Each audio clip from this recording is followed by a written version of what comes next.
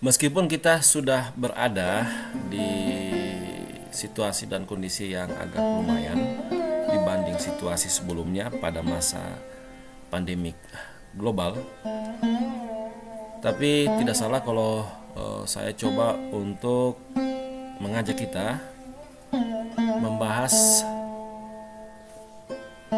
berkaitan dengan situasi kita di pandemi global sebelumnya COVID-19 yang berpengaruh pada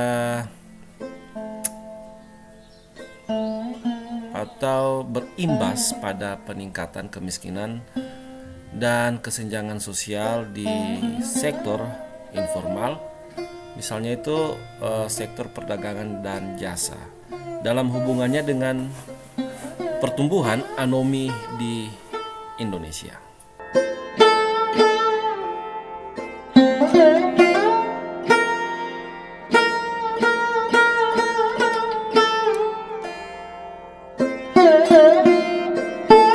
Di sini kita akan membahas mengenai sektor informal, dan salah satu dari sektor informal adalah sektor perdagangan dan jasa.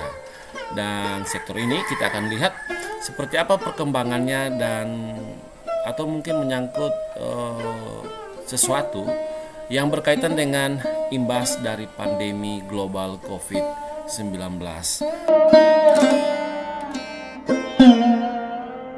Berkaitan dengan sistem lockdown sehubungan dengan pandemi COVID-19, jadi di Indonesia itu lockdownnya berbasis pada terdesentralisasi. Pendekatannya terdesentralisasi, artinya pemberlakuan lockdown itu diberikan oleh pemerintah pusat kepada pemerintah provinsi. Jadi berlaku dari aras bawah hingga ke aras atas, singkatnya seperti itu, atau bottom up.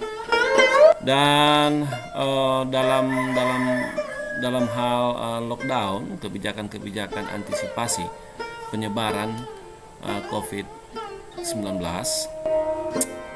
kita belum sepenuhnya, dapat dikatakan belum sepenuhnya mencapai tingkat ketat seperti pada beberapa negara yang memang itu pemberlakuan lockdown itu sudah sampai pada tingkat ketat.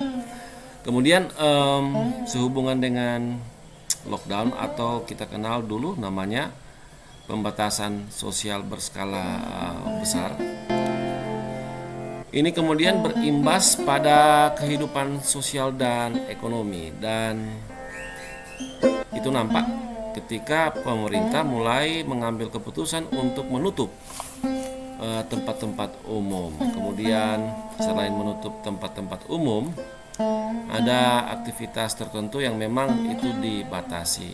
Nah, ini berpengaruh pada peningkatan yang cukup besar berkaitan dengan daya beli masyarakat. Jadi dalam aktivitas tertentu, maka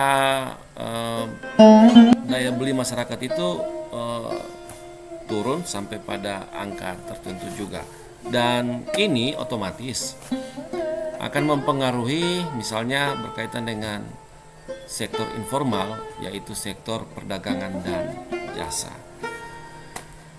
Kemudian masih berkaitan dengan dampak tadi, bukan hanya nampak dari penurunan daya beli masyarakat, tetapi juga banyak perusahaan-perusahaan kemudian mengambil keputusan, reaksi, kita harus mengurangi sumber daya manusia. Artinya banyak yang dikeluarkan para pekerja untuk sementara waktu, atau mungkin dalam waktu yang tidak pasti, tidak bisa ditentukan. Nah, ini kemudian sangat-sangat berdampak pada perekonomian di Indonesia dari masa pandemi global, dan mungkin itu akan sulit. Kalaupun bisa, kita akan bergerak cepat, tapi agak sulit. Dan akhirnya kita masuk pada satu sesi dari babak problematika kita, yaitu pelambatan ekonomi.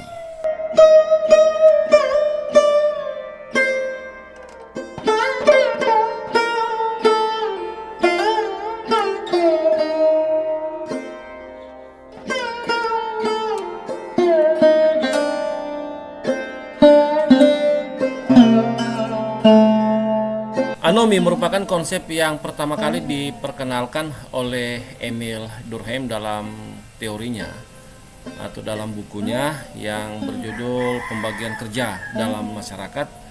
Kemudian diterbitkan pada tahun, kalau tidak salah, 1893. Kemudian anomi juga kita bisa lihat dalam teori Durkheim atau buku-buku Durkheim yang berjudul atau memuat pemikirannya tentang teori bunuh diri. Kemudian Anthony Giddens juga mengulas anomi dari Emil Durkheim. Nah, anomi merupakan kondisi di mana terjadi keruntuhan standar atau standar-standar yang ada tidak berlaku, atau kemudian dapat juga dikatakan hilangnya nilai-nilai atau keruntuhan nilai-nilai. Dan di sisi lain juga anomi itu merupakan gambaran dari tidak terpenuhinya atau tidak bisa diwujudkan tujuan-tujuan yang kita inginkan, misalnya membuat hidup lebih sejahtera atau setidaknya jauh lebih baik.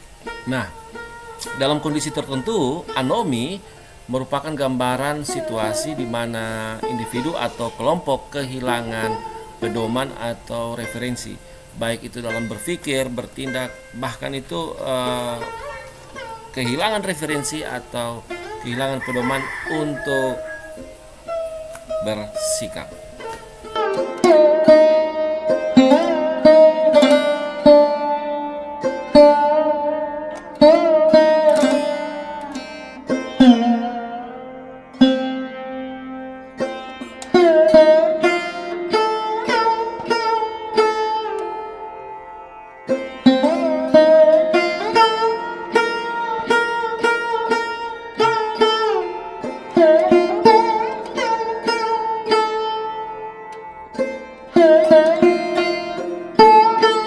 Pertumbuhan anomi di Indonesia bisa atau cenderung menstimulus munculnya tindakan atau keputusan tertentu, dan tindakan atau keputusan tertentu dinilai bisa mengganggu stabilitas, dan selain mengganggu stabilitas, maka itu berdampak pada kesehatan mental atau umumnya mengganggu kehidupan masyarakat.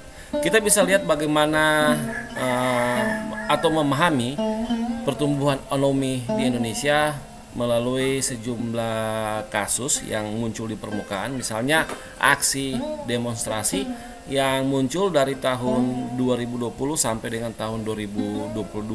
Misalnya yang pertama, Kompas menyebutkan bahwa Undang-Undang Cipta Kerja menuai penolakan dari berbagai elemen, sebab penilaian terhadap atau penilaian substansi dari undang-undang ini dipandang hanya menguntungkan pengusaha dan kelompok asing, serta mengancam hak-hak buruh dan masyarakat adat. Aksi penolakan Undang-Undang Cipta Kerja terjadi di berbagai daerah, dimulai sejak Oktober 2020.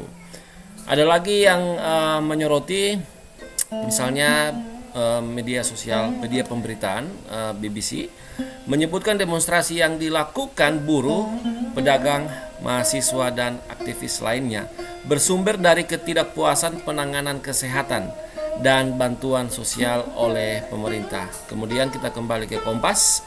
Pernah dulu juga disebutkan sejumlah organisasi kemasyarakatan dan mahasiswa menggelar aksi di depan gedung DPR RI pada April 2022 sebagai gambaran reaksi penolakan perpanjangan masa jabatan presiden menjadi 3 periode, atau ini berkaitan dengan wacana penundaan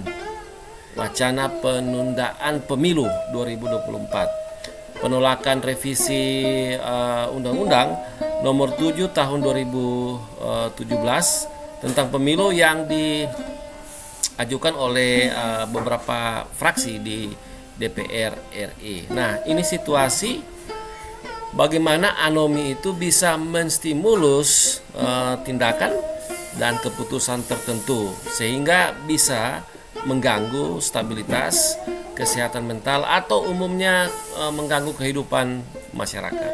Pertumbuhan anomi bisa kita lihat di Indonesia selain dari aksi demonstrasi, kita juga bisa lihat dari beberapa kejadian sehubungan dengan bunuh diri.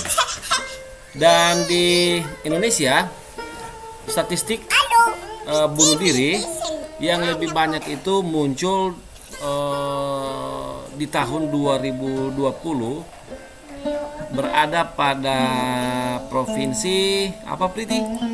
Provinsi Jawa Tengah, kemudian disusul dengan daerah istimewa Yogyakarta dan Maluku Utara dan Kepulauan Riau. Masih banyak kejadian-kejadian seputar data atau berkaitan dengan kejadian bunuh diri sebagai gambaran konkret bahwa anomi di Indonesia sedang bertumbuh, dan kita sendiri tidak menyadari bahwa pertumbuhan anomi di Indonesia sudah cukup berada dalam angka yang sangat-sangat mencemaskan, sehingga tidak menutup kemungkinan anomi akan menstimulus munculnya masalah sosial serius. Kita juga bisa melihat anomi